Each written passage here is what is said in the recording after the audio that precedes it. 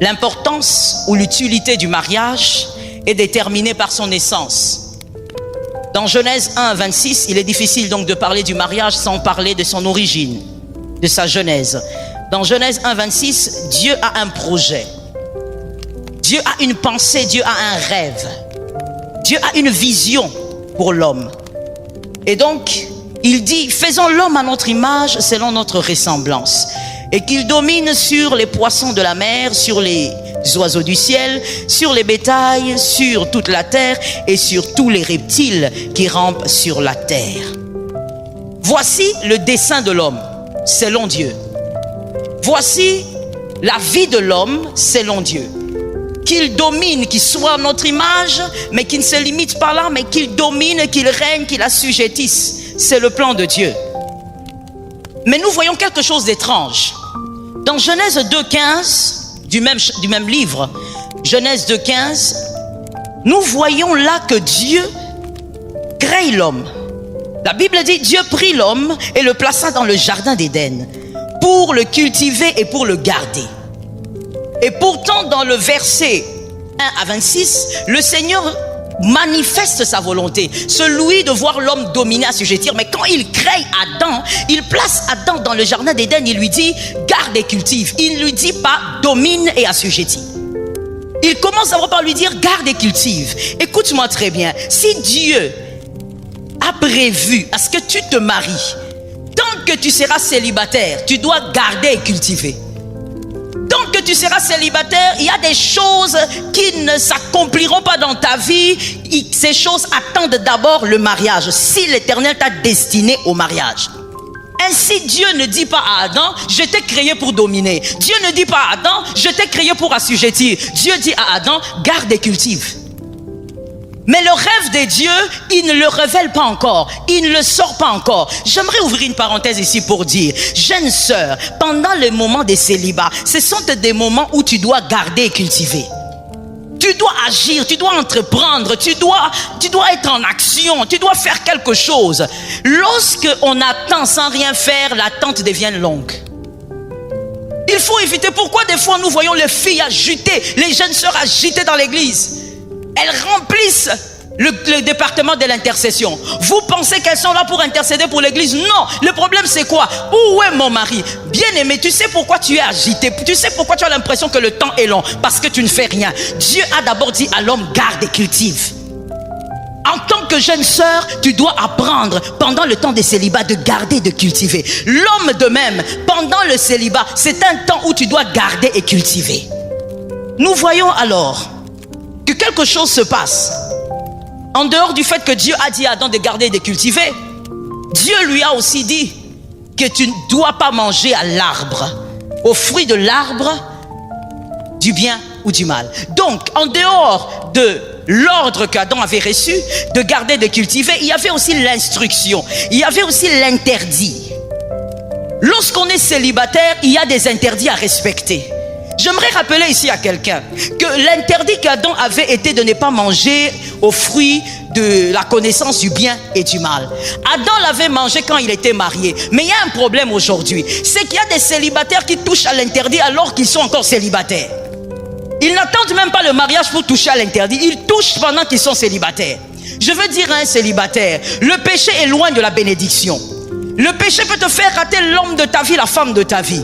Le péché, bien aimé, même si tu le fais en cachette, je veux te dire une chose. La repentance est une réalité dans la nouvelle alliance.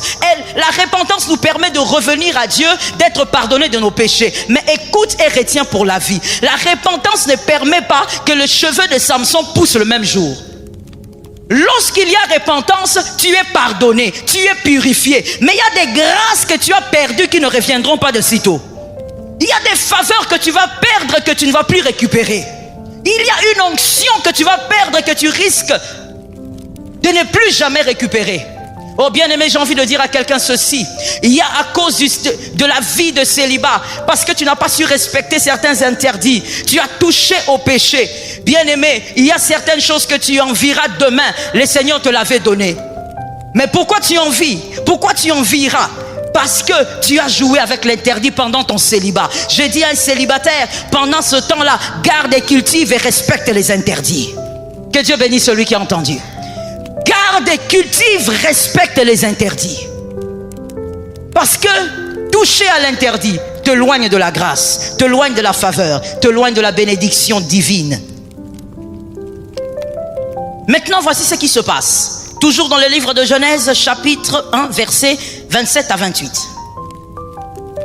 Voici ce qui est écrit. Dieu crée l'homme à son image. Il créa à l'image de Dieu. Il créa l'homme et la femme. Verset 28. Dieu les bénit. Ici, le complément d'objet direct est au pluriel. Dieu les bénit. Mais quand Dieu les bénit, qu'est-ce qu'il dit? Dieu ne dit pas à Adam, dit à Ève de garder, de cultiver. Dieu ne se limite pas de dire à Ève, tu es l'aide de l'homme. Voici maintenant ce que Dieu déclare. Dieu les bénit et dit, soyez féconds, multipliez-vous, remplissez, assujettissez la terre, dominez sur les poissons de la mer et sur les oiseaux du ciel, et sur tous les animaux qui se meuvent sur la terre. Là maintenant le rêve de Dieu s'accomplit. Là le projet de Dieu s'accomplit. Quand est-ce que le projet de Dieu s'accomplit? Quand l'homme et la femme se mettent ensemble. Écoute bien aimé, pourquoi le mariage n'est pas un jeu? Parce que le mariage est aussi l'un des éléments majeurs qui amplifie les destinées. On ne joue pas avec le mariage, bien aimé. Dieu, lorsqu'Adam était seul, il a dit garde et cultive. Quand Ève est arrivée, Dieu a dit je vais créer une aide. Mais quand il les a mis ensemble, il a dit assujettissez, dominez, soyez féconds, multipliez-vous. Je prophétise au nom de Jésus. Toi qui vas comprendre les voies de Dieu, sois fécond dans ton mariage. Et lorsqu'on parle de la fécondité, les gens ont toujours tendance à penser à la naissance des enfants. Bien aimé, la fécondité dont le Seigneur avait prophétisé ce jour-là, c'est bien au-delà de cela. Dans tous les domaines de ta vie, lorsque tu es marié, tu dois être fécond. Dieu donc prophétise, Dieu maintenant explique, ou plutôt il déclare le rêve qui était caché, il le déclare à haute voix. C'était là le rêve de Dieu. Pourquoi le mariage n'est pas un jeu? Parce que bien aimé, le mariage est un élément qui amplifie ta destinée. Le mariage est un élément choisi par Dieu pour amplifier tes grâces, amplifier tes talents, amplifier tout ce que Dieu t'a donné. Le mariage est sérieux. Bien-aimé, le rêve de Dieu de Genèse 1:26 s'est accompli dans Genèse 1:28. Tu l'as déjà compris. Avant cela, le rêve de Dieu ne s'est pas réalisé. Si tu ne prends pas le choix du mariage au sérieux, bien-aimé, tu vas pétrifier ta destinée. Une destinée glorieuse que tu as, une destinée puissante que tu as, qui doit s'amplifier quand tu seras marié. Mais ta destinée, bien-aimé, va se réduire à rien. Si aujourd'hui il y a des gens qui jouent avec le choix du conjoint, c'est parce qu'ils ne comprennent pas cette dimension. Le mariage a pour but d'amplifier ce que vous êtes. Que l'Éternel te fasse grâce. Le mariage n'est pas qu'un lieu de plaisir. Je veux que quelqu'un dise non, ce n'est pas un lieu de plaisir. Le mariage est un lieu de construction. Le mariage, ce n'est pas pour les plaisantins. Le mariage, c'est pour les bâtisseurs. Ce sont les bâtisseurs qui se marient. Pourquoi? Parce que quand ils se mettent ensemble, ils bâtissent quelque chose. Quand ils se mettent ensemble, leur destinée est amplifiée. Quand ils se mettent ensemble, on voit ce qu'on ne voyait pas chez l'homme arriver, ce qu'on ne voyait pas chez la femme arriver. On voit tout ce que le Seigneur a posé en train de fleurir. Le mariage est le lieu qui doit amplifier tout ce que tu as. Voilà pourquoi le diable est en train de travailler tous les jours pour distraire la jeunesse. Mais au nom de Jésus, toi, je crois que le diable t'a déjà raté. Alors je bénis celui qui a dit Amen. Le diable t'a déjà raté. Il est important que lorsque tu te maries, que cet homme, cette femme fasse de toi un dominateur. Que tu domines sur toutes les choses sur lesquelles tu es censé dominer sur terre. Il est important que ton conjoint, ta conjointe, t'amène à la multiplication dans tous les domaines de ta vie. Il faut sortir, bien aimé, de ces choses-là. Où quand quelqu'un se marie, on regarde, on dit tu as grossi. Quand tu grossis, c'est ce qui est bien. On regarde, on dit tu as grossi, c'est que tout va bien. Non mon frère, il ne suffit pas d'être amoureux dans un mariage. Ce qu'il faut être dans un mariage, c'est être heureux en accomplissant la volonté de Dieu pour vous. Et la volonté de Dieu pour vous est cachée dans le système de Dieu. Le système de Dieu est lequel? Vous vous rencontrez avec un autre, avec une autre, et les choses s'amplifient. Que cela soit votre part. Que cela change votre vie. Celui qui se marie pour le sexe est un plaisantin. On ne se marie pas pour le sexe. Pour la simple raison, bien-aimé, que tu seras désillusionné. Pourquoi tu seras désillusionné? Tu ne peux pas décider sur une chose qui dépend de deux cœurs. Quand une chose dépend de deux cœurs, ça ne dépend plus que de toi. Si tu crois que te marier va te permettre d'avoir le sexe à volonté, voilà d'abord pourquoi tu te maries. Bien-aimé, tu es mal barré. Tu es mal barré et tu vas réaliser que ce que tu cherchais n'est pas ce que tu vas trouver. Parce que rien ne te garantit qu'à chaque fois que toi tu en auras besoin, l'autre sera disponible. Tu dois te marier pour les bonnes raisons. Et que le Seigneur nous aide à comprendre cela. Ne te marie pas non plus à cause de la solitude. Ne te marie pas pour combler la solitude. Il y a quelque chose que j'aime ici. Ne te marie pas pour combler ta solitude. Ne dis pas, je me sens seul alors je veux me marier. Écoute frère, il y a quelqu'un qui a fait ça avant toi. Il s'appelle Adam. Adam, lui, il a recherché une femme parce que la Bible dit bien qu'il s'était senti seul lorsqu'il a vu tous les animaux. Mais regardez ce qui se passe.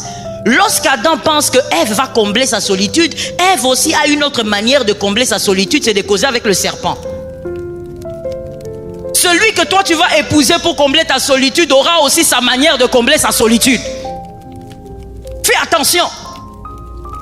Ce sont des mauvaises raisons. Et d'ailleurs, celui qui se marie pour combler sa solitude est un égocentrique.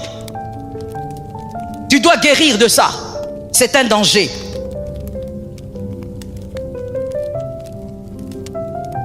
Le mariage est un élément que le Seigneur nous donne pour que nos vies changent, pour que nos destinées se manifestent dans son vrai jour, pour que nos destinées soient acclamées, soient aimées, nos destinées soient de modèles. Le mariage n'est pas une histoire de plaisir seulement. C'est bien au-delà de ça. Aimer celui qui t'aime, c'est bien, mais ce n'est pas suffisant. Épouser celui que tu aimes, c'est bien, mais ce n'est pas suffisant. Parce que le mariage n'est pas seulement un lieu d'amour, c'est un lieu aussi de construction. Que quelqu'un me dise construction. Regardez ce qui se passe dans Genèse 2, 23. Genèse 2, 23. Avant de lire, j'aimerais te dire une chose. Pour bien se marier, je vais te le dire d'emblée, pour bien te marier, tu dois te focaliser sur l'essentiel. Si tu ne te focalises pas sur l'essentiel, tu as déjà mal commencé et donc la fin sera très mauvaise. Genèse 2, 23. Et l'homme dit, voici cette fois celle qui est os de mes os et chair de ma chair, on l'appellera femme parce qu'elle a été prise de l'homme. Je reprends. Et l'homme dit, voici cette fois celle qui est os de mes os et chair de ma chair, on l'appellera femme parce qu'elle a été prise de l'homme.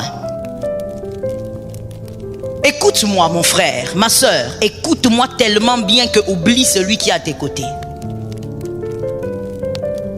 On ne choisit pas d'abord la chair, on choisit d'abord les os. On ne choisit pas d'abord la chair, on choisit d'abord les os. Adam a commencé par parler des os avant de parler de la chair. Les os sont ceux qui forment le squelette humain. Sans ce squelette humain, il n'y a pas de place pour la chair. Donc, les os sont importants. Bien plus que la chair. Même si la chair aussi est importante. Suivez bien l'équilibre. Même si la chair est importante, mais il n'y a pas de chair sans les os. Mais il peut avoir des os sans chair. Qui capte ça? Ce qui nous permet donc de comprendre ceci. Avant de te focaliser sur l'extérieur, tu dois d'abord te focaliser sur l'intérieur. Adam lui-même a fait comprendre Des fois, quand on lit ça, on pense seulement au poème. C'est le poème du mariage. C'est tout un enseignement. Et c'est un conseil qui demeure jusqu'aujourd'hui. Adam a parlé à des générations. Regarde d'abord l'intérieur avant de regarder l'extérieur. Tu veux bien te marier et ne pas considérer le mariage comme un jeu. Voici l'objet de ton focus, l'intérieur, les valeurs intrinsèques. Avant de regarder la beauté de la femme, regarde d'abord ce qu'il y a dedans. Je veux que quelqu'un dise à son voisin, tiens compte de ce qu'il y a dedans. Ce qu'il y a dans ta femme, ce qu'il y a dans ton mari, détermine ce que tu seras demain. Ce qu'il y a dans ta fiancée, ce qu'il y a dans ton fiancé, détermine là où tu vas. Il y a certaines personnes bien aimées, on n'a même pas besoin de leur dire, ce couple ici de fiancés, vous irez loin. Non, on écoute seulement ce que l'homme est capable de présenter, ce qu'il y a à l'intérieur de lui. On écoute la femme, on comprend que ce couple ira loin, même si aujourd'hui ils n'ont rien. Mais il y a certaines personnes qui prennent à la légère ces choses. Focaliser sur l'extérieur. Bien aimé, si tu te focalises sur l'extérieur, tu prendras une chose qui sera belle aujourd'hui, mais tu ne sais pas ce qu'elle sera demain. Mais ce qui est sûr, ce qu'il y a à l'intérieur de cette personne te détruira. La jeunesse d'aujourd'hui se focalise sur la beauté. C'est pas mauvais. C'est pas mauvais d'aimer la beauté, mais c'est mauvais de se focaliser sur la beauté. Merci pour toi qui as dit amen. Tu peux regarder une femme bien aimée, il y a des choses discutables, des critères discutables et des critères non discutables. Il y a des critères qui se négocient, il y a des critères qui ne se négocient pas. Dis-le à ton frère pour moi. Il y a des critères qui ne se négocient pas. Le critère extérieur, tu voulais épouser une femme de 80 kilos, tu voulais épouser un homme d'1m80, bien aimé, ça se discute. Ah, je comprends ton regard. Mais je veux parler. Même si tu regardes comme tu regardes là, je vais toujours parler. Tu voulais épouser un homme d'1m70. Ce sont des critères discutables. Tu voulais épouser une femme sombre. Ce sont des critères discutables. Mais les critères indiscutables sont les valeurs intrinsèques. Une femme qui est impolie, qui est arrogante, qui va même insulter ton père, ce ne sont pas des critères discutables. Les valeurs intrinsèques, c'est ce qui fait même la personnalité de l'homme, la personnalité de la femme. Ce qui sort de sa bouche, c'est ce qu'elle est, c'est ce qu'il est. Et ce qu'il est fera de toi ce que tu seras. Si tu ne tiens pas compte de ce qui sort de sa bouche, donc de ce qu'il est, bien aimé, tu as déjà vendu ton avenir. Je répète ça. Si tu ne tiens pas compte de ce que est ta femme, de ce que est ton mari, c'est-à-dire de ce qui sort de sa bouche, tu as déjà vendu ton futur. La jeunesse d'aujourd'hui court derrière les corps acoustiques. Frère, l'acoustique ne fera pas de toi l'homme que Dieu veut que tu sois. C'est ça la vérité. La jeunesse d'aujourd'hui court derrière les hommes grands, tablettes de chocolat. Je sais que tu es là, ma soeur, tu aimes ça. Je sais, je n'ai pas besoin de prophétie pour ça. Les tablettes de chocolat ne permettront pas que les grâces qui sont en toi sortent et bénissent les hommes. Si ça peut le faire, gloire à Dieu. Mais d'abord, les valeurs intrinsèques. Ce sont ces choses qui feront de toi l'homme que tu dois devenir selon Dieu. La femme que tu dois devenir selon Dieu. Que l'Éternel nous fasse grâce. Il est important, bien aimé, que chacun de nous puissions comprendre que lorsqu'on veut se marier, il faut faire un choix intelligent. Que quelqu'un me dise un choix intelligent. Un choix intelligent consiste à choisir une personne qui pourra vous rendre heureux et ensuite qui pourra vous permettre de réaliser le plan de Dieu pour vous. La priorité donc sont les valeurs intrinsèques. Si vous êtes attiré par la beauté, c'est bien. Qu'un homme m'entende bien. Si vous êtes attiré par la beauté, c'est bien.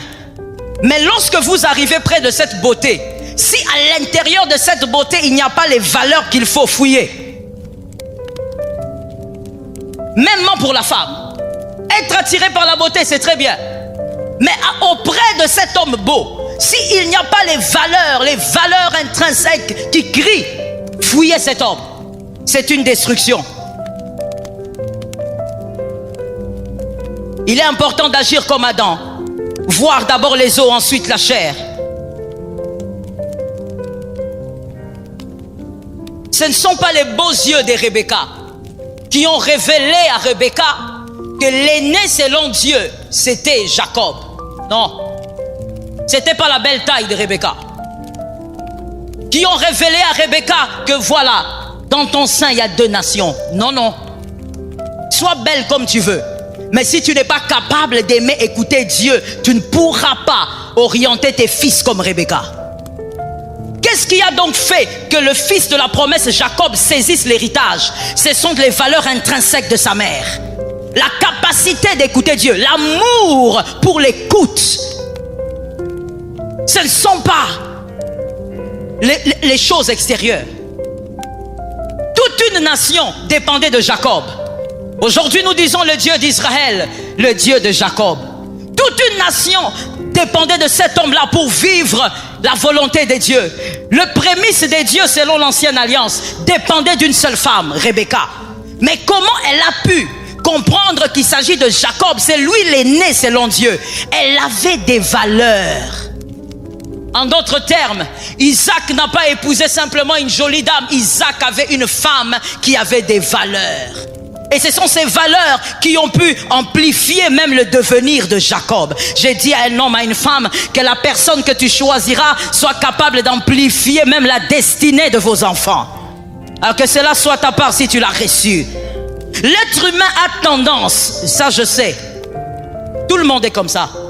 L'être humain a tendance à regarder ce qui est beau, à contempler la beauté. C'est comme ça que vous verrez une chose que je n'ai jamais compris, mais je pense que vous-même vous allez comprendre ça, surtout les hommes, parce qu'en fait c'est de vous qu'il s'agit. Lorsque vous êtes en train d'aller quelque part, vous êtes sur la route, à un moment donné vous vous retournez encore et vous vous retournez encore. Vous regardez quoi? Vous cherchez quoi? L'être humain aime tellement la beauté. L'être humain aime regarder ce qui est beau. C'est bien. Mais écoute quelque chose à retenir pour la vie. Le bonheur est plus important que la beauté. Je répète pour quelqu'un qui dormait. Le bonheur est plus important que la beauté. Dans tout bonheur, il y a une certaine beauté. Mais dans toute beauté, il n'y a pas nécessairement le bonheur. Vous pouvez voir une belle femme, vous pouvez voir un homme très beau. Cela ne veut pas dire que cette personne, en elle, il y a votre bonheur. Non. Mais dans tout bonheur, peu importe le type de bonheur, dans ce bonheur est cachée une certaine beauté. Il est important que la jeunesse d'aujourd'hui comprenne qu'au-delà de la beauté, tu dois être heureux. Au-delà de la beauté, tu dois accomplir ta destinée. Oh my God, j'ai l'impression qu'il y a quelqu'un qui n'est pas venu. Au-delà de la beauté, tu dois amplifier ta destinée. Tu dois te multiplier. Et je ne parle pas que de procréation, mais je parle de la multiplication dans tous les domaines de ta vie. Tu ne dois pas épouser un homme aujourd'hui qui te freine totalement. Depuis que vous vous êtes mariés, c'est la crise. Écoute ce que tu me racontes. C'est normal, maman. C'est le début du mariage. Au début du mariage, c'est un peu difficile. Au nom de Jésus, sors de là. Sors de ces genres de pensées. Lorsque l'Éternel est avec vous, vous avancez dans la gloire. De gloire en gloire. De puissance en puissance. De grâce en grâce. Est-ce que quelqu'un m'a compris? Même si les difficultés arriveront, bien aimé, rien ne dit que toi tu dois commencer tes difficultés seulement au début. Qui t'a dit ça? Et il y a même quelqu'un juste à côté de toi qui dit non, c'est comme ça que mon grand-père avait commencé. Je dis à une âme, tu n'es pas ton grand-père, tu n'es pas ta grand-mère, tu n'es pas ton grand frère. Je pensais que je m'adressais à une âme. Tu n'es pas ton petit frère, tu n'es pas ta petite soeur. Tu as ta destinée, tu as ta gloire. Tu vivras selon ta destinée. Voilà pourquoi quand tu choisis, regarde bien. Non, je vais le dire autrement. Quand tu choisis monsieur, mademoiselle, écoute bien. Parce que regardez, tu vas regarder l'acoustique. Regardez, tu vas regarder les yeux bruns. Regardez, tu vas regarder ses cheveux. Tu vas regarder son rouge à lèvres. Regardez, tu vas regarder sa taille. Tu vas regarder ses biceps. Il ne s'agit pas de ça. Il faut que tu ailles au-delà. Tu es beau, tu es belle, mais maintenant, parle, que je sache qui es-tu réellement. Est-ce que quelqu'un m'entend? Voilà pourquoi je veux dire une chose aux sœurs. Je veux que les sœurs disent Amen. Non, j'ai besoin des Amen. Je dis ceci aux sœurs. Quand tu te retrouves avec ton fiancé, arrête d'être là et d'être tout le temps, je t'aime. Vraiment, dis-le encore. Tu es là à te nourrir des je t'aime. Arrête un peu ça. Les je t'aime là, tu vas en entendre. Qu'il te parle d'abord de son avenir. Qu'il te parle de ses projets. Qu'il te parle de comment est-ce qu'il conçoit votre mariage. Comment il conçoit votre avenir. Qu'il parle. Est-ce que quelqu'un m'entend bien? Tu te marieras demain, tu viens vite auprès du pasteur. Pasteur, je ne comprends pas, cet homme-là est paresseux. Toi, tu ne savais pas qu'il était paresseux. Si tu l'avais beaucoup écouté pendant les fiançailles, tu aurais su qu'il était paresseux. Non, pasteur, je ne comprends pas. Ma femme est impolie. Comment est-ce que tu découvres qu'elle est impolie dans les mariages? Dans les fiançailles, tu n'as pas vu parce que tu avais refusé d'écouter. Que quelqu'un me dise écouter.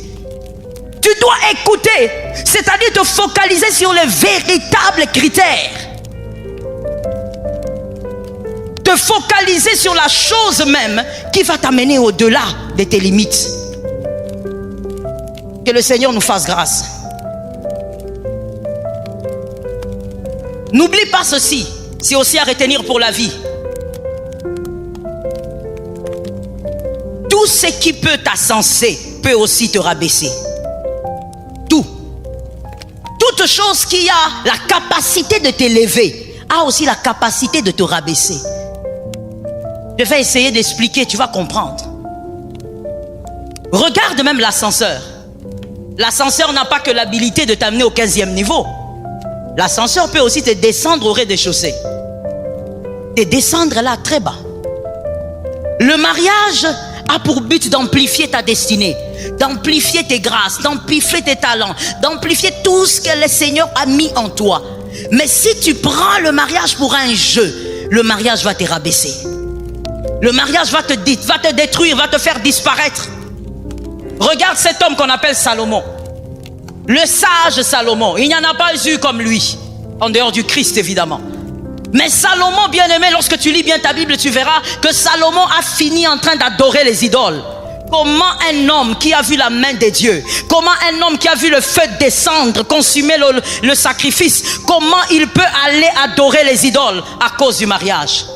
Si l'homme sage, le mariage l'a rabaissé, et toi? Et toi qui dis que je vois bien? Non, bien voir, c'est voir l'essentiel. Est-ce que quelqu'un peut me le dire encore? Bien voir, c'est voir l'essentiel.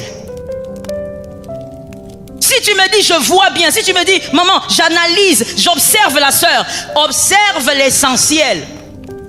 Mais je vais ouvrir une parenthèse ici pour créer un bon équilibre. Écoute mon frère, écoute ma sœur. Lorsque tu découvres une personne qui a les valeurs que tu recherches, les bonnes valeurs même selon la parole de Dieu, et que malgré tes efforts, tu n'arrives pas à aimer ce que tu vois, ne l'épouse pas par contrainte. Ne l'épouse pas parce que l'église a dit cet homme-là est bien pour toi, cette femme est bien pour toi. Voilà pourquoi aujourd'hui, au milieu de la jeunesse, vraiment ça c'est mon analyse, comme jamais auparavant, restons simplement au Congo, il y a des divorces au milieu des jeunes comme pas possible. Comment expliquer des gens venir vous voir, dire ça fait 4 ans qu'ils sont mariés, mais ils veulent divorcer? Ça fait 5 ans qu'ils sont mariés, mais ils veulent divorcer. Ça fait 10 ans à peine, mais ils veulent divorcer. Pourquoi il y a autant de mariages? C'est aussi parce que certaines personnes se sont mariées par contrainte. Je veux l'épouser parce que moi je suis pasteur, je sens les ministères en elle. Écoute frère, on n'épouse pas les ministères, on épouse la femme. La personne avec qui tu vivras dans la maison, ça ne sera pas le ministère. Il ne faut pas croire que vous allez vous voir comme ça dans la chambre et vous commencez robobo chata. Non. Vous allez vivre une vie de femme et d'homme On épouse la femme, on n'épouse pas le ministère. Et finalement, comme l'homme n'était pas satisfait par ce qu'il voyait, il est devenu adultère. Il est devenu impudique. Et les femmes aussi, malheureusement. Mariées, mais très adultères. Laisse-moi continuer dans ma parenthèse pour te dire ceci. Supporte-moi ce soir, d'accord? Supporte-moi. Des fois, ce sont les choses que les hommes n'aiment plus entendre. Nous comprenons. Nous sommes à l'époque d'un Timothée. Les hommes veulent célébrer ce qu'ils désirent entendre. Mais laisse-moi te le dire. Le mal est tellement entré dans la jeunesse chrétienne. Le mal est tellement entré dans les cœurs des jeunes. Les futurs mariés comme les jeunes mariés. Qu'aujourd'hui, lorsqu'on parle du modèle, lorsqu'on dit il faut être pur, il faut craindre Dieu, on dit vous condamnez les gens. On dit tout le monde a sa faiblesse. Mon frère, être enfant de Dieu, c'est aussi reconnaître que la croix t'a donné la capacité de vaincre le péché. Être enfant de Dieu, ce n'est pas seulement dire oh je vais te le dire. La croix, ce n'est pas seulement le lieu de la grâce. La croix, c'est aussi le lieu où la tête du serpent a été écrasée. C'est-à-dire que tu as le pouvoir de vaincre le péché. Tu as le pouvoir de dominer sur l'impudicité, sur l'adultère. Voilà pourquoi ne sois pas adultère demain. Choisis avec intelligence aujourd'hui. Choisis avec intelligence. Oh, laisse-moi le dire encore. Bien-aimé, si tu vis dans la saleté, si tu vis dans l'adultère, si tu vis dans l'impudicité, même si tu vas auprès d'un homme qui te dit, qui te cajole, qui te caresse au sens du poil, bien-aimé, ça ne changera jamais la vie de Dieu. Les hommes peuvent t'acclamer, les hommes peuvent te couvrir, mais est-ce que Dieu lui aussi te couvre? Il est possible de vivre dans ton mariage heureux, en paix et dans la fidélité. Mais ça se joue au début, c'est-à-dire au niveau du choix. Ne choisis pas aussi parce que toute la chorale est avec toi. Épouse cette sœur, elle est bien. Épouse ses frères. Si tu n'es pas convaincu, si tu n'arrives pas à aimer ce que tu vois, voilà l'équilibre que je tiens à placer. Si tu n'arrives pas à aimer ce que tu vois, ainsi que ce qu'il y a à l'intérieur, laisse. Ne fais pas les choses par contrainte. Parce que demain, ça va te rattraper. Le semblant que tu fais devant les gens ici à l'église, le jour où on te bénira, ça va te rattraper. Sois capable d'aimer ce qu'il y a à l'intérieur d'une personne et d'aimer aussi ce que tu vois. Que l'Éternel te rende capable de comprendre ces choses et de vivre dans ces choses. Retenez s'il vous plaît qu'il y a des critères indiscutables, je l'ai dit. Les valeurs intrinsèques, bien-aimés, c'est indiscutable. Voilà pourquoi je te donne un conseil gratuit. Prie pour ton choix. Mets-toi en prière, homme comme femme. Ici au Congo, on nous a fait croire que ce sont les femmes qui doivent prier pour le mariage. Monsieur, prie pour le mariage. Je n'ai pas entendu. Prie pour le mariage. Mets-toi à genoux, dis Seigneur, c'est que le diable a prévu contre moi. Il a prévu une femme pour me détruire et détruire ma destinée. Je m'élève contre cela. Mets-toi à genoux, invoque le ciel. Que l'Éternel t'aide à choisir la femme qu'il te faut. Ne néglige pas cela. Ça détruit plusieurs. Je connais une jeune dame. J'aimerais que tu m'entendes. Je connais une jeune dame qui aimait le Seigneur. Je parle d'elle. Au fait, je parle de son amour pour le Seigneur au passé, parce que c'est vraiment dans le passé. C'est aujourd'hui dans les oubliettes. Elle aimait le Seigneur. Elle priait pour ses affaires parce qu'elle était dans le petit commerce. Elle priait en demandant au Seigneur de bénir ses affaires, son commerce. Et un jour, elle rencontre quelqu'un. Un monsieur vient. Il est l'intercesseur dans une certaine église. Et il dit à la dame, je veux vraiment t'épouser. Je veux vraiment qu'on construise quelque chose ensemble. À la dame qui dit, du coup, en tout cas, je suis partante. Surtout qu'elle avait déjà plus de 30 ans. Elle dit, je suis partante. Lorsqu'elle a commencé à évoluer avec ce garçon, son entourage lui disait, là c'est dans les fiançailles, hein, est-ce que tu ne vois pas que ce garçon n'est pas normal? Et elle posait la question, c'est quoi le problème? Il dit, mais ton garçon là, qu'est-ce qu'il fait dans la vie? Commençons par ça. Non, mais il cherche du travail. Mais quand la famille parle avec le garçon, voici la réponse du garçon. Moi, le Seigneur, le travail que le Seigneur m'a donné, c'est d'intercéder pour ma femme. On lui pose la question, donc toi tu es intercesseur de ta femme.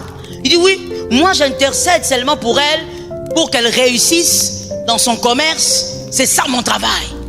On dit à la dame, mais est-ce que tu ne vois pas que ce garçon n'est pas normal?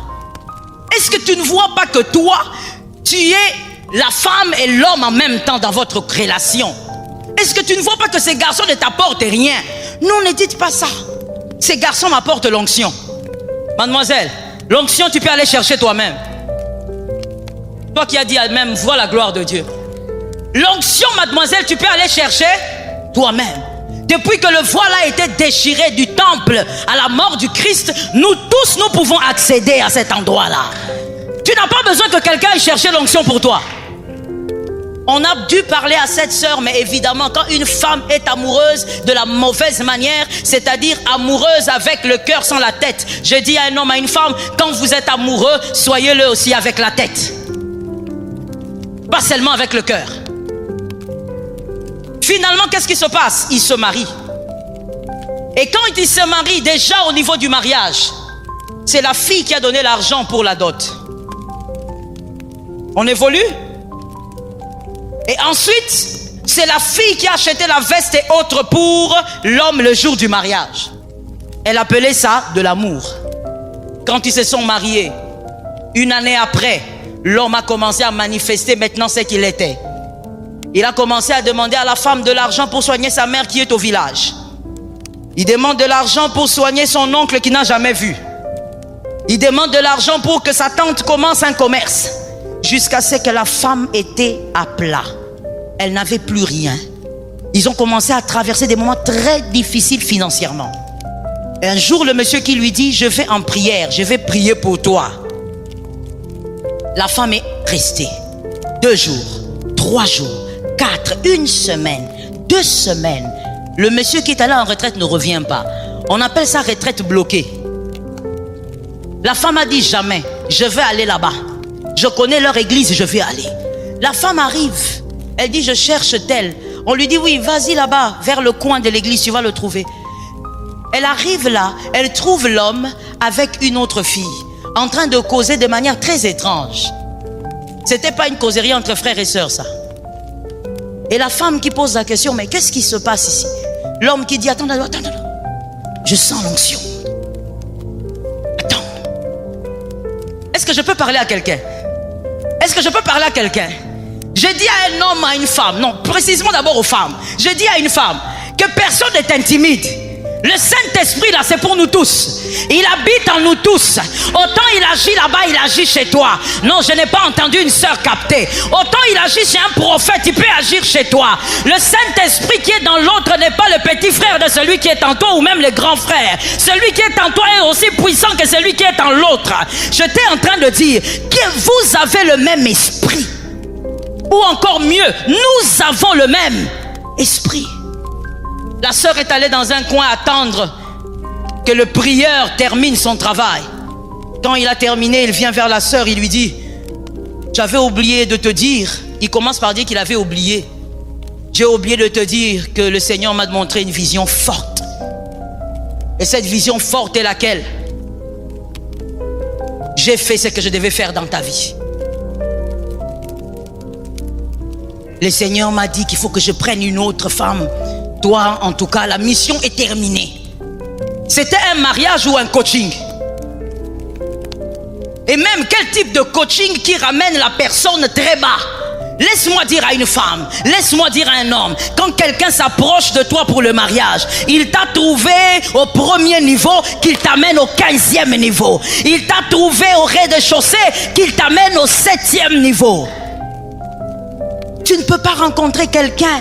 Oh bien-aimé, je vois ça dans l'église locale. Une femme rencontre un frère. On va l'appeler seulement frère, parce qu'il n'y a pas d'autre moyen de l'appeler. Mais sinon, il n'est pas frère. Elle rencontre un gars là. Mais non, Même la manière de réfléchir de la sœur devient abrutie. Tu te poses la question, mais comment cette sœur qui réfléchissait bien, qui avait des projets, comment elle commence à réfléchir comme ça? Elle a rencontré quelqu'un, mais quelqu'un qu'il ne fallait pas rencontrer. Une personne qui ne peut pas la hisser haut. Laisse-moi te l'expliquer autrement.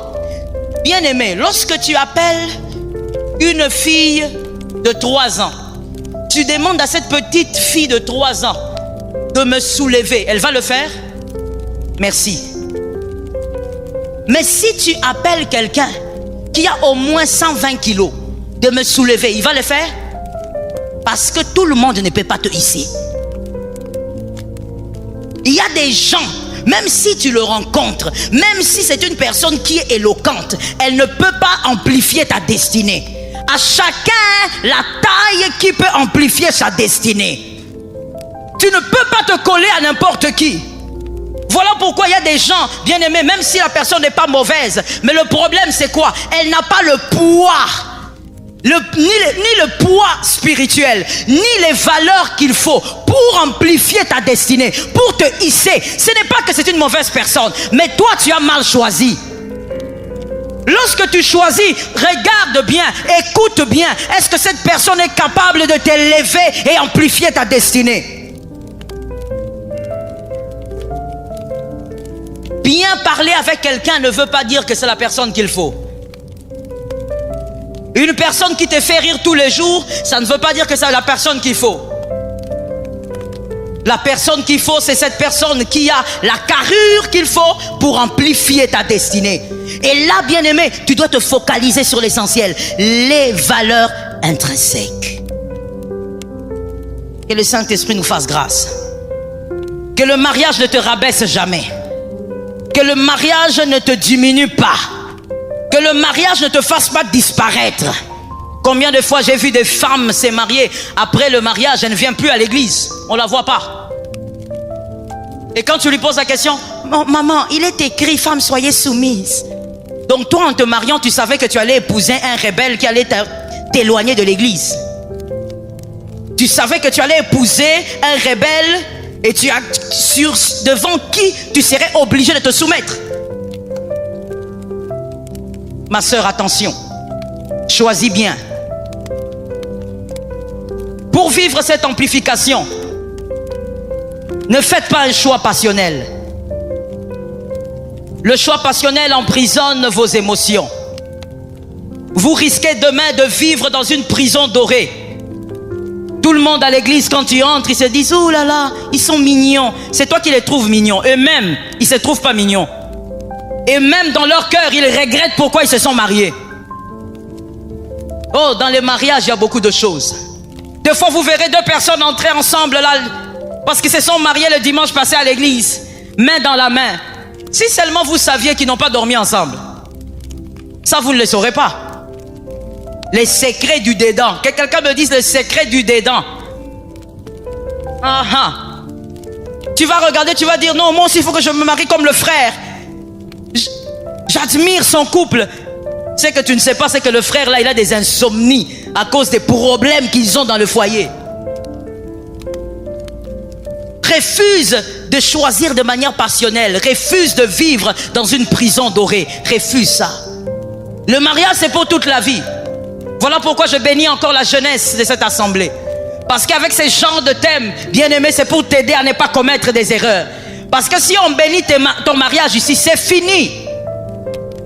Pas de divorce. Tu es collé, serré, cimenté. Ajoute. Quand tu viens, tu dis non, pasteur, j'ai une raison. Elle a commis l'adultère. Il a commis l'adultère. La Bible dit, frère, Jésus dit d'abord de pardonner. Et nous, on va te dire, pardonne. Le choix que tu fais un jour risque de t'emprisonner toute la vie. Le choix que tu fais un seul jour peut aussi te donner le bonheur toute la vie. Alors j'ai dit à quelqu'un, choisis bien. Choisis avec intelligence. Focalise-toi sur l'essentiel. Regarde ce que le maître a fait. Que quelqu'un me dise le maître. Jésus lui-même, il a donné l'éternité à un homme alors que la résurrection n'était pas encore arrivée. Vous vous rappelez? Il s'agit du brigand de Luc 23, 40. Jésus lui a donné l'éternité. Mais regardez, le grand maître lui-même nous donne encore un exemple. Jésus n'a pas donné le ciel à cet homme parce que Jésus avait vu sa souffrance. Parce que Jésus s'est dit, ah, cet homme vraiment il souffre trop avec moi. Jésus n'a pas donné cet homme à cause de son apparence extérieure. Pas parce qu'il agonisait. Jésus lui a donné l'éternité parce qu'il a entendu ce que l'homme avait dit. C'est l'intérieur de cet homme qui lui a donné l'éternité et non l'extérieur. Jésus s'est intéressé à son intérieur pour lui donner le ciel. We were in love that never meant to stay. Some things are real, even when they fade.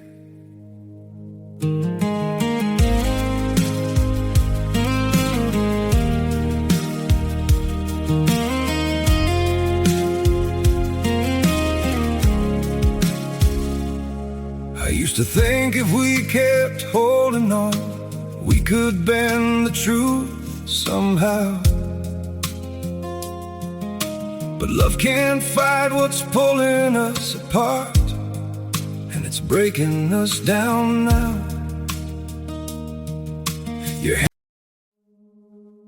We were in love that never meant to stay. Some things are real, even when they fade.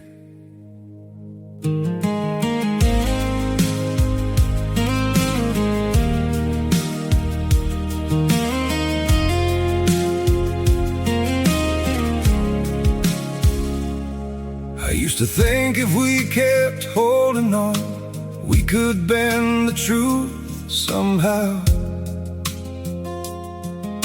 But love can't fight what's pulling us apart, and it's breaking us down now.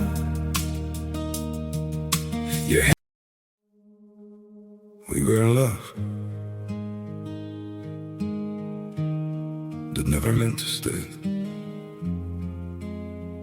Some things are real, even when they fade.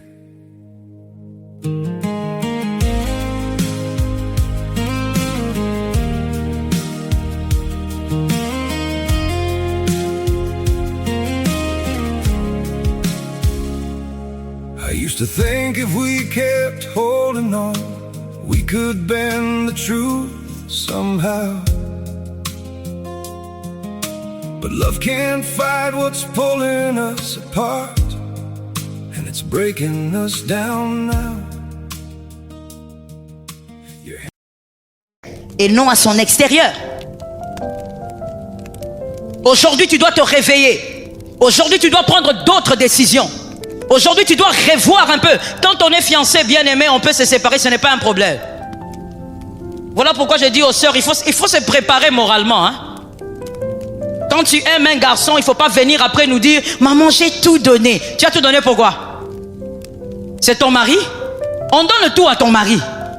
Toi, tu as tout donné alors que ce n'est pas ton mari. Les fiançailles ne sont pas les mariages.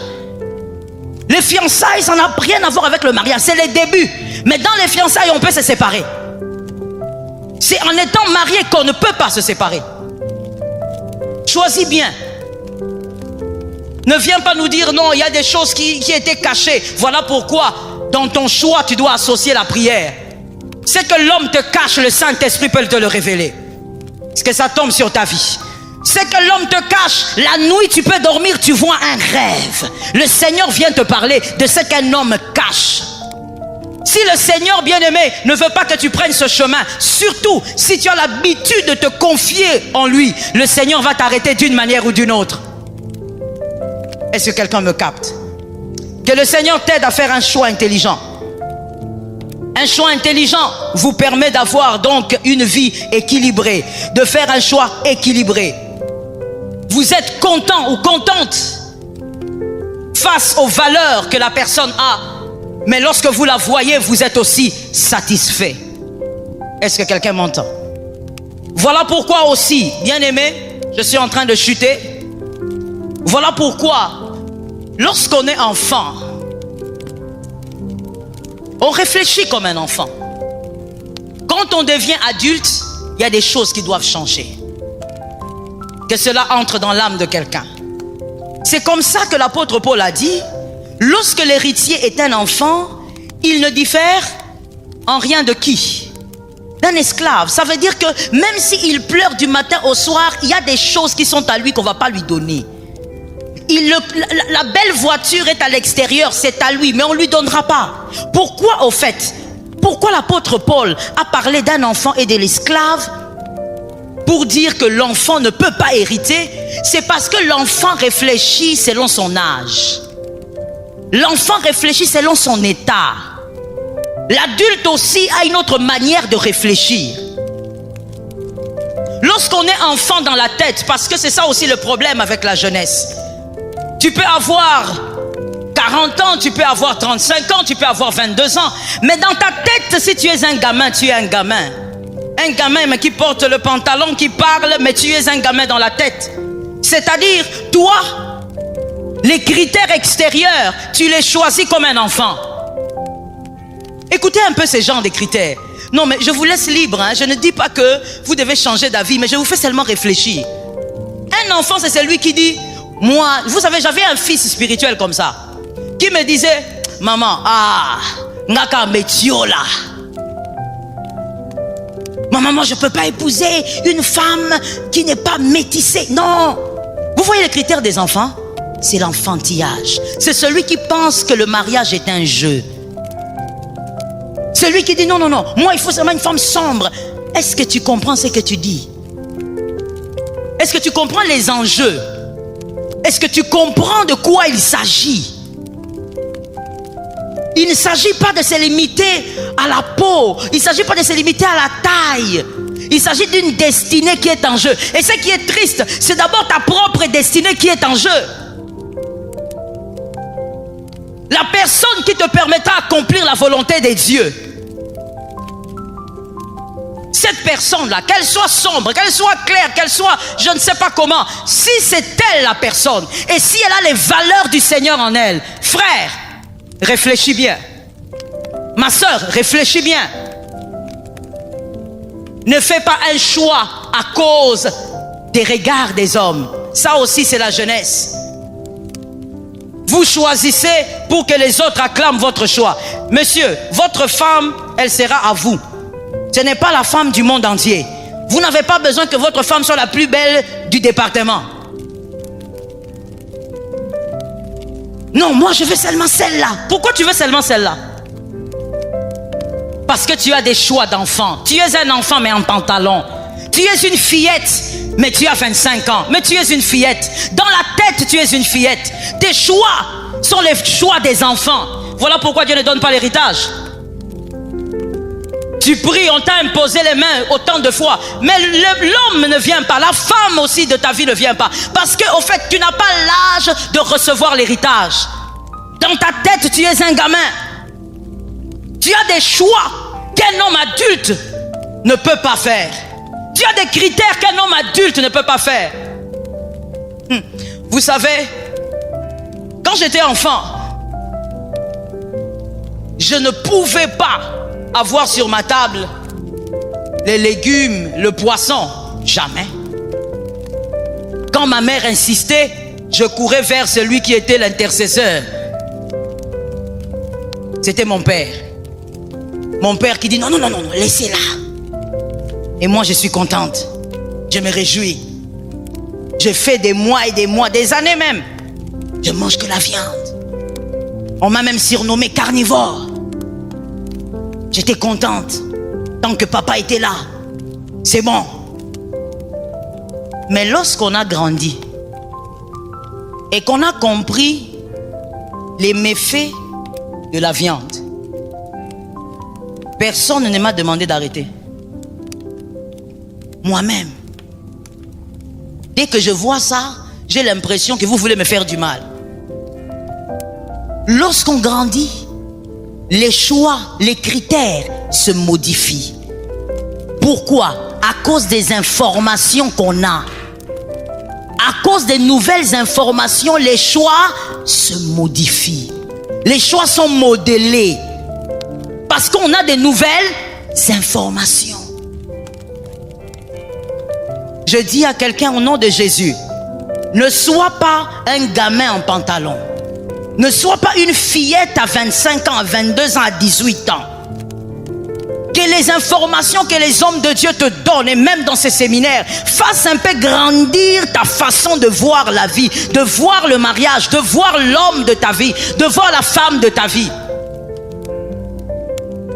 Que ça change à l'intérieur de toi. Que le Seigneur nous aide. Si votre plaisir visuel n'est pas capable de vous amener à vivre ou à accomplir les promesses de Dieu qui reposent sur votre tête, bien-aimé, oublie ça. Le plaisir visuel, c'est bien. Mais si ce plaisir ne te permettra pas d'accomplir le plan de Dieu, ça ne sert à rien. Vous savez, quand on a des problèmes dans un foyer, quand on a des problèmes dans un mariage, il y a des tiraillements sérieux. On ne voit pas la beauté de la femme. La beauté de l'homme aussi, on ne voit plus. Vous verrez un homme avec une belle femme laisser la femme à la maison partir. Je veux prendre de l'air. Pourquoi? Parce que ça ne va pas. On oublie même qu'on a une belle femme devant soi. On oublie que l'homme est beau. Il t'énerve tellement que tu as envie de disparaître. Il faut voir au-delà du physique. Il faut voir au-delà de l'aspect extérieur. Ne vous faites pas piéger par le diable. Ne me dis pas, maman, je vais épouser cette fille, elle me coupe le souffle. Elle te coupe le souffle? Je parle au frère. Elle te coupe le souffle. Dans le mariage, elle va te couper la respiration. Elle te coupe le souffle. Dans le mariage, tu ne vas plus respirer. C'est-à-dire, tu vas agoniser. Tellement que, tu sais, une fois j'ai observé, un couple m'a appelé, il me dit, maman, viens un peu ici, si tu ne viens pas. J'ai dit, c'est bon, calmez-vous. J'arrive là. La femme est assise, l'homme est là devant la femme. Comme il ne peut pas la toucher, il ne peut pas la gifler, il est en train de gonfler comme un lion. Je dis, hey, papa, tu as un démon ou bien? Calme-toi. Il est tellement monté, tellement en colère. Mais c'est cette femme-là qui coupait le souffle. Attention à tes choix.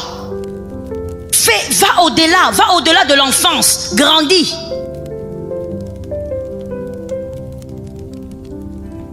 Que le Seigneur nous fasse grâce. Je finis en te disant, voici comment tu dois faire ton choix. Je le dis rapidement, puisque je n'ai plus le temps. N'oublie pas que le mariage est un amplificateur de ta destinée. Et donc, épouse un adorateur de ton Dieu. Ça fait partie des premières valeurs. Épouse celui qui adore ton Dieu. Qui n'adore pas ton Dieu parce qu'il veut se marier, elle veut se marier. Qui adore ton Dieu parce que tu l'as trouvé en train d'adorer ton Dieu. Avant que toi tu ne connaisses la personne, elle adorait déjà ton Dieu. Épouse un amoureux de tes passions. Tu dois épouser une personne qui est amoureuse de tes passions. Pas parce que tu l'as forcé, pas parce que tu as insisté, mais parce que lorsque vous parlez, tu sens que la personne est aussi amoureuse de tes passions. Épouse celui qui peut ou qui n'est pas, s'il n'est pas, qui peut être amoureux de ta vision. Sinon, tu vas épouser une personne qui te combattra. Il y a des foyers comme ça. Des fois, les célibataires ne s'imaginent pas. Mais il y a des foyers comme ça. Et je ne parle pas de chez les païens, je parle au milieu des chrétiens. Ils sont ensemble, vous les voyez ensemble. Mais le premier adversaire de l'homme, c'est cette femme-là. Et vice-versa. Ils se combattent gravement. Celui qui détruit la vision de l'homme, c'est sa propre femme. Celui qui détruit la vision de sa femme, c'est l'homme. Il y a des foyers comme ça. Dans le milieu chrétien, épouse celui qui peut être amoureux de ta vision. Épouse celui qui aime la droiture. Je veux que quelqu'un me dise Amen. Épouse celui qui est amoureux de la droiture. Madame, mademoiselle, puisque tu n'es pas encore madame, tu es fiancée. Ton fiancé t'amène derrière je ne sais pas quoi. Derrière un arbre bizarre. là où il fait noir. Non, je veux dire une chose, hein. Les filles, les jeunes sœurs, vous êtes des aventurières. Tu acceptes d'aller côte à côte avec un homme comme allant à l'abattoir. Pendant qu'il t'amène et que vous laissez la lumière derrière vous, tu vois bien. Vous êtes en train d'aller là où il fait noir, tu vois. Et quand vous arrivez là-bas, il commence à déboutonner ta blouse, il commence à te tripoter. Toi, tu appelles ça l'amour.